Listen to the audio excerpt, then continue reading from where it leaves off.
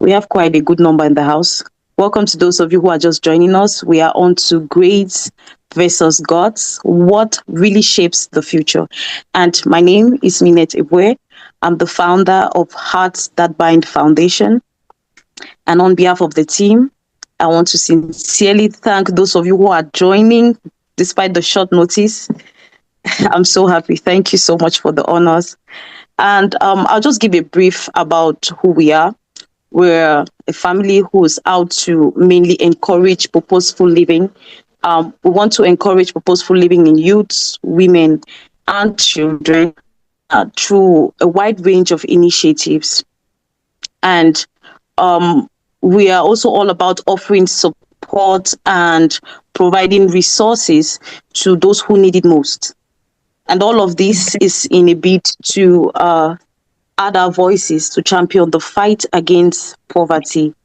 And this kind of explains why this topic matters to us, because we believe that to be able to make informed choices, you would need a firm foundation. And why not? If we can train our students, our youths, our graduates to take informed choices even before leaving school, then I think the rate of poverty in our communities is going to be reduced. So thank you once again. Thank you so much for joining in. We have a very amazing line of speakers who are going to give us the knowledge, the A to Z of everything we need and the guide we will need to explore life and its challenges. So today we would really want to attack the very core, the very foundation, and we want to outrightly put it there. What really matters? Is it the straight A report card, or the gods of just being able to start something even without being sure of what you're getting into? And most importantly, how do we balance the two? So I really want to thank our speakers once again. Thank you so much for taking out time of your busy schedule to make this happen. And I would encourage our participants to keep our sessions as interactive as it can be. The chat box is going to be open, so you can drop your questions and your worries or probably even experiences, and we'll take that during the question and answer session. And I want to plead that we keep this conversation as respectful as it can be. And our mics should be muted. Those of us who are joining in, please, our mics should be muted so we don't have any background noise that's going to interfere on the speakers. So straight away, I'm going to set the foundation and the ball rolling. I'm going to look at the key concepts. When we talk about grades versus gods, what do we really mean? So I would like us to have a very short session, interactive session. Those of us who are listening, please, can you just tell us very briefly what you think grades or gods, what do you think they are to you? What are they to you? Immediately you hear them, what are they to you? So while waiting for people to drop their comments on what grades means to them or what gods means to them, I would just like to very quickly state that when we talk about grades, we're referring to a set of measurable achievements, and there are 4 variables to which we can address grades from. The very first one is knowledge, and when we talk of knowledge, we are referring to the ability to learn, to retain, and to repeat information within a structured system. For example, a classroom and the educational system. Okay, and the second one is achievement, which makes a clear quantifiable mark of a person's performance. So your performance to a specific task can be considered as grades. If you're writing an exam, for example, and you have 95%, that is your grades, right? And the third variable is success on paper, which will just include your transcripts, your degrees. And these are the very basic things that open the qualifications for your first doors out of school. And I prove that you can succeed within defined set of rules. And the last variable which we can look at grades is performance.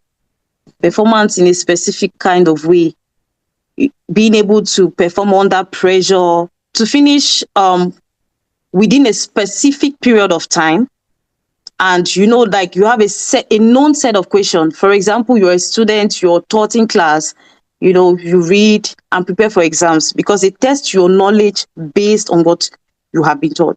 So entirely grades is about discipline, intellect, and the ability to master a subject matter.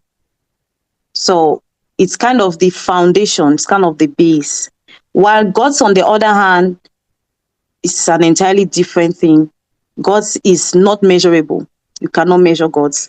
You can only feel it, and you would know that it is present or absent almost immediately in any situation. And the very first way of us categorizing God's, it's about courage. So it's about the courage to raise your hands and ask the stupid questions. It's about the courage to be able to, apply for that job, even when you are not qualified, you're just about 60% qualified.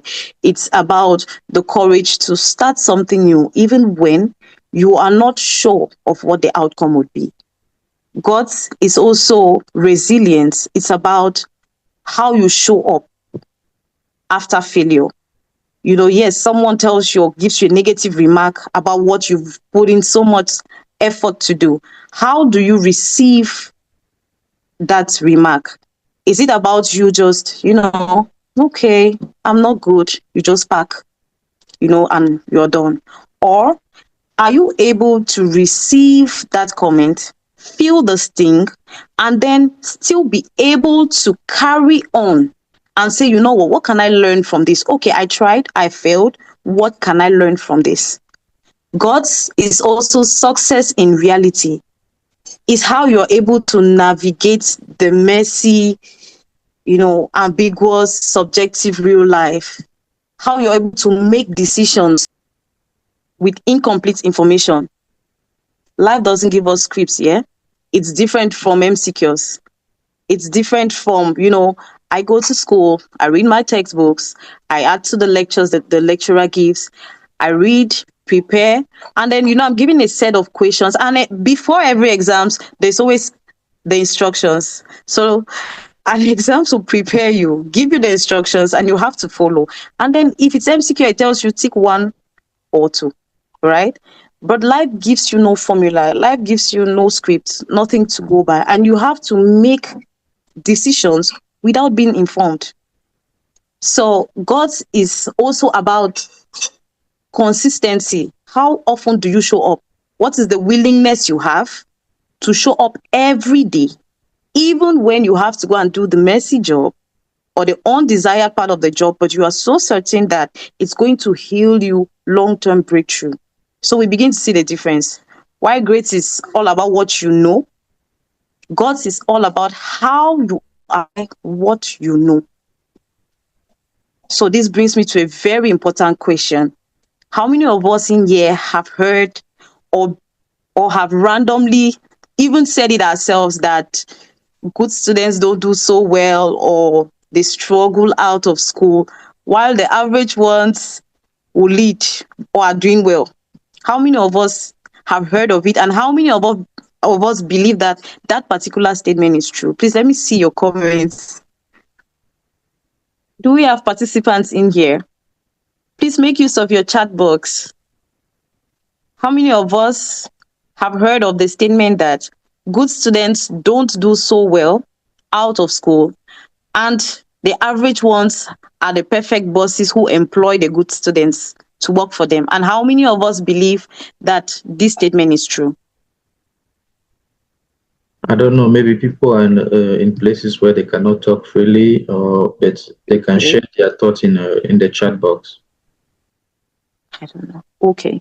So I've gotten the response. Okay. There's Rachel saying something. I believe this statement is true. Oh, wow. Oh, thank you. Okay. Thank you so much. Thank you guys so much.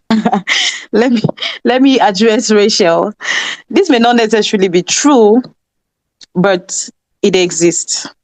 And it's one of the very common myths that we have in our communities today.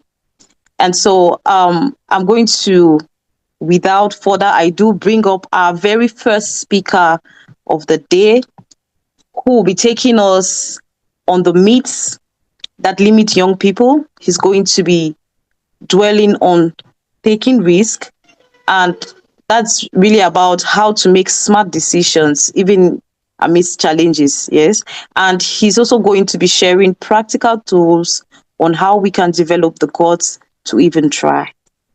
He's no other person than someone I respect so much. His name is Mr. Remy Takang. He's an esquire.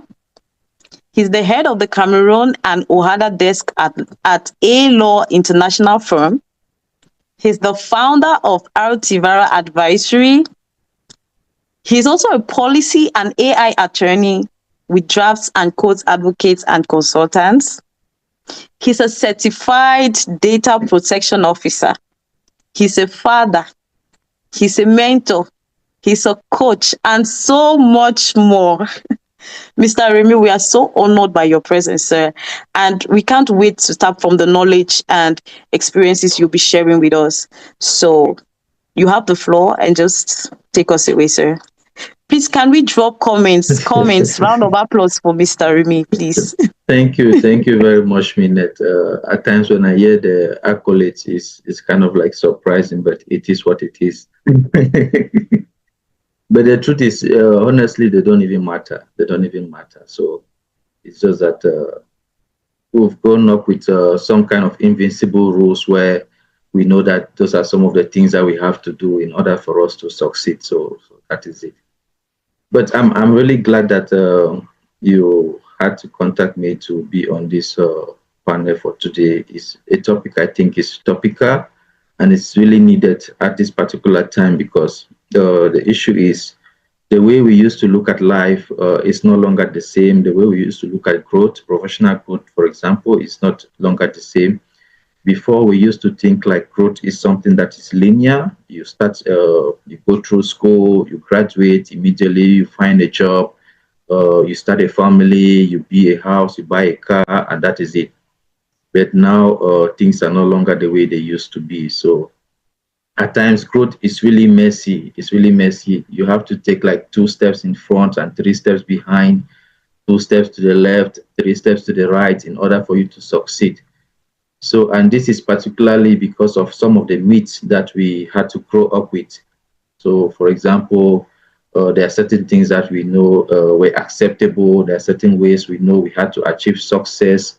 And there are certain ways we know success was supposed to be. But the truth is, things have changed. We are now in a digital world, and we also have AI, and things are moving faster than we can even catch up with. So today I'll be talking on 2 things, and the very first one is the myth that is holding us back as young people, then and also the risks we can take as young people to achieve our growth. So without wasting so much time, I'm going to start with the myths, and I've been able to identify 4 of them, which I'm going to walk you through. The very first one, I think Minette mentioned that in her opening, is the fact that your grades define your future. And this is the myth that most of us we carry along. We know that for you to succeed in life, you have to have like the best results in school. You have to outperform yourself in school. If not, then you're not going to make it in life. And these are some of the things that grow up in our heads, and we grow with knowing that, okay, if I'm going to school and I'm failing, it means that I'm not going to make it in life, or I'm going to find it very difficult to succeed. But honestly, that is not true. That is not true. Because if we look at it critically, within our community, for example, we'll notice that some of those are friends who used to like emerge as the best students in class. Sometimes we find them in places that we ask ourselves questions. We are like, but this is the person that used to be the first. What is happening to him? What is happening to her? Maybe the person is in a particular place that we ourselves, we can't have ourselves to be in. So the truth is, your grade does not define how your destiny is going to be. Because for me, I think grades, what they do is they measure your level of memory, how far you can understand a concept, how far you can amass knowledge, how far you can comprehend a certain thing. But it doesn't define your destiny. Because in the course of my professional life, I've come to interact with so many people or young people who during their schooling time they were like average students. Because myself, I'll consider